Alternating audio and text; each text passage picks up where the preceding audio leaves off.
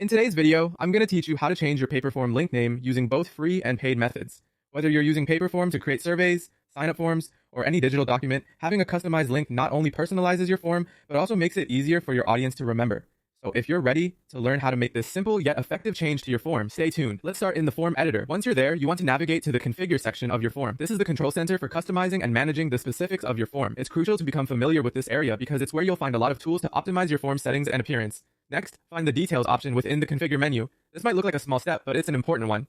The details section is where you'll be setting various elements that define your form's first impression, and a unique URL is a key part of that.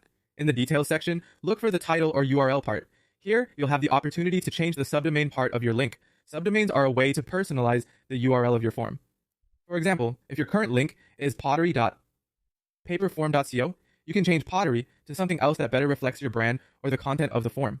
This is particularly useful for consistent branding and for users to easily recall where to find your form. Once you've decided on your new subdomain name, it's time to make it permanent. To do this, simply click on Publish Changes to save all the amendments you've made so far. This action will make your new link live and available for use.